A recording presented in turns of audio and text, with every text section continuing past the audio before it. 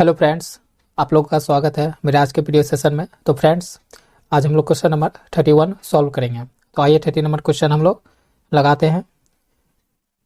तो ये है हमारा 31 नंबर क्वेश्चन। तो क्या बोल रहा है, क्वेश्चन पढ़कर समझते हैं।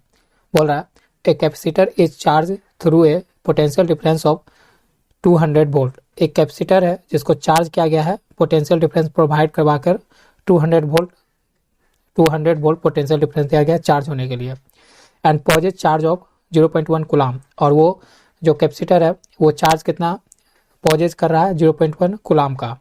तो व्हेन डिस्चार्ज, जब वही चार्ज होने के बाद कैपेसिटर डिस्चार्ज होता है, it would be release an energy of, तो वो कितना एनर्जी रिलीज करेगा ये बताना है। तो बहुत छोटा सा कंसेप्ट है। पहले गिवन डाटा लिख लेते हैं। गिवन डाटा क्या दिया हुआ है, गिवन आपको दिया हुआ है पोटेंशियल डिफरेंस जिसे हम V से रिप्रेजेंट करते हैं। तो V बराबर दिया हुआ है 200 वोल्ट्स। ठीक है फ्रेंड्स, आपको चार्ज दिया हुआ है जिसको Q से रिप्रेजेंट करते हैं, वो दिया हुआ है 0.1 कुलाम। ठीक है फ्रेंड्स, ये दोनों डाटा आपको दिया हुआ है। जब ये डाटा दे दिया है फ्रेंड्स, तो हम जानते हैं कि एनर्जी स्टोर बराबर एनर्जी कितना स्टोर करेगा ये निकाल लेते हैं पहले। ठीक है, तो एनर्जी मेरा क्या स्टोर करेगा, अगर डायग्राम से देखोगे तो डायग्राम से भी मैं दिखा देता हूं। देखो,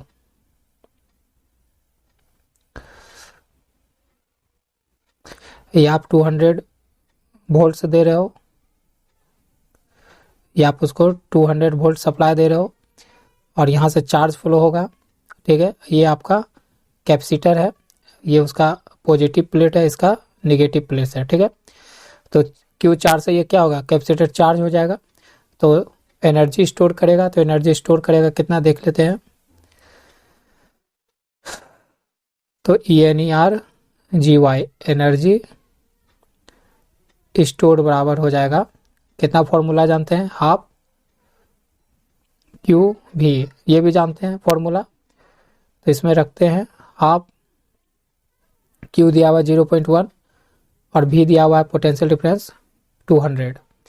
तो ये इससे काट देते हैं, तो 100 इसका डेसिमल उड़ाते हैं तो नीचे 10, 10 से एक जीरो खत्म, तो बचा 10। ठीक है, 10 जूल आ गया। तो एनर्जी वो स्टोर कितना किया, 10 जूल किया। तो हम कंसेप्ट जानते हैं, क्या हमारा कंसेप्ट क्या है। तो हमारा कंसेप्ट यही है कि जितना एनर्जी स्टोर होगा, जितना कैपेसिटर एनर्जी स्टोर करेगा, इक्वल टू होता है क्या, एनर्जी उतना वो क्या करता है, उतना ही एनर्जी रिलीज करेगा। यही तो हम जानते हैं। तो एनर्जी जितना स्टोर करेगा उतना ही एनर्जी रिलीज करता है। तो एनर्जी स्टोर कितना कर रहा है, 10 जूल, तो एनर्जी रिलीज भी कितना करेगा, 10 जूल करेगा। तो हमारा आंसर आ जाएगा क्या, 10 जूल आ जाएगा। ये भी एनर्जी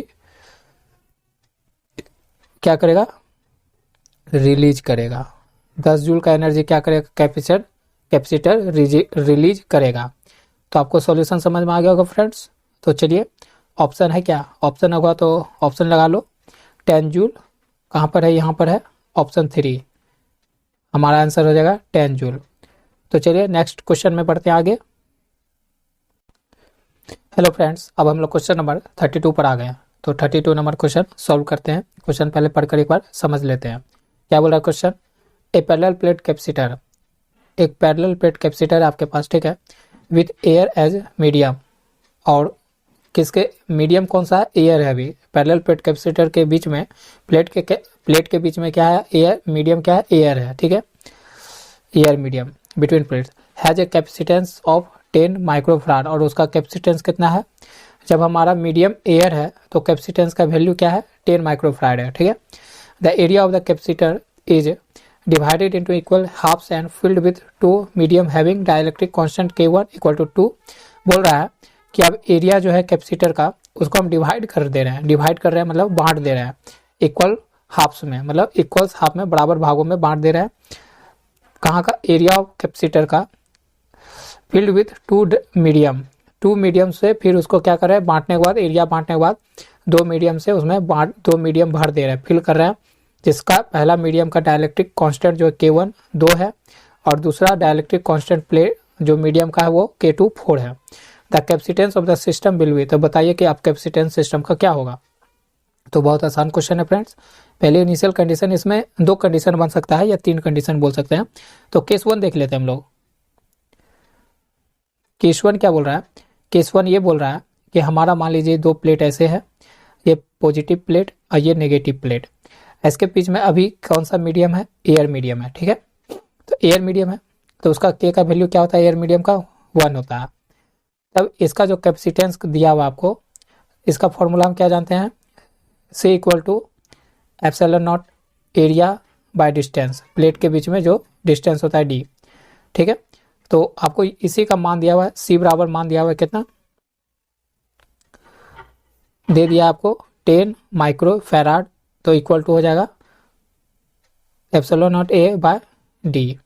ये पहला इक्वेशन आपका हो गया, ये आपको गिवन है, ठीक है। लेकिन अब यही कैपेसिटर में क्या बोल रहा है कि इसी कैपेसिटर में अब इसको देखिए, अब ये इसी कैपेसिटर को मैं इंक चेंज कर लेता हूँ आपको समझाने के लिए। अब इसी कैपेसिटर को क्या किया गया है, दो पैरेलल प्लेट में बांट दिया गया है। जैसे कि मैं ऐसे थोड़ा बना देता हूँ इसको आपको समझने के लिए। प्लेट, अब मैं इस प्लेट को, जो ये प्लेट है ना, इस प्लेट को ऊपर कर दिया, नीचे मैं ऐसे कर देता हूँ, ठीक है, थोड़ा आपको क्लियर भी होगा। तो ये कर दिया।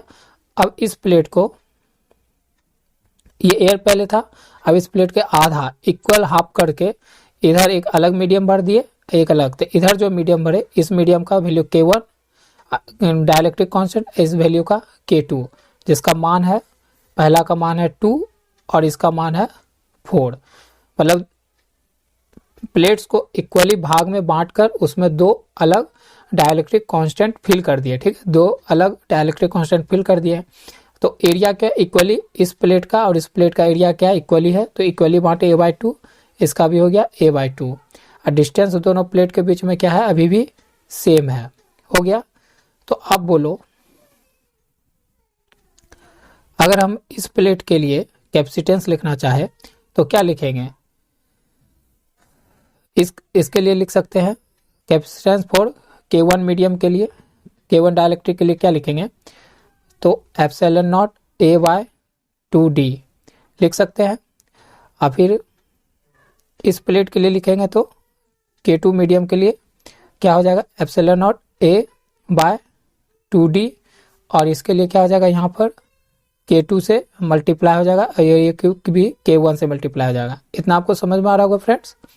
जब इतना आप समझ रहे हैं, ये दोनों मिलकर क्या एक कैपेसिटेंस बना रहा है, किस में बना रहा है, पैरेलल में बना रहा है। देखो दोनों किस में है, अभी पैरेलल में है, ठीक है। ये कैसा बन रहा है, यहाँ पर दो कैपेसिटर्स, ये जो C1 है, यहाँ एक कैपेसिटर बन रहा है C1 और ये कैपेसिटर C2, ये दोनों किस में कनेक्टेड है, इन पैरेलल है। कैसे है, पैरेलल है।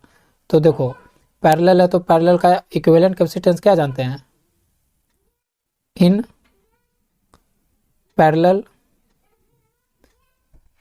कॉम्बिनेशन। पैरेलल कॉम्बिनेशन का इक्विवेलेंट क्या जानते हैं, C1 प्लस C2। तो C इक्विवेलेंट क्या हो जाएगा, C1 क्या निकाले हैं, K1 A epsilon not by 2d, अब plus K2 A epsilon not by 2d, ये निकाले हैं। अब देखो C इक्विवेलेंट बराबर क्या हो जाएगा, K1 का मान कितना है आपका 2 पुट कर देते हैं, एरिया नहीं मान है पता, एप्सिलॉन नॉट का मान नहीं है, और यहाँ से 2d प्लस यहाँ से K2 का मान कितना है 4 A epsilon not by 2d हो जाएगा। इतना तो आप कर ही सकते हो। तो यहाँ से यहाँ काट दो, 2 से 2 काट दो, यहाँ से 2 से 4 काट दो, दो बार में। तो C इक्विवेलेंट क्या बचा, अब यहाँ से बचा A epsilon not by d, अब प्लस यहाँ से बचा 2 A epsilon not by d बच गया। तो C इक्विवेलेंट बराबर क्या हो जाएगा, जब यहाँ कॉमन लेंगे तो A epsilon not d by 1 plus 2, यही बचेगा। हाँ इतना ही बचेगा फ्रेंड्स।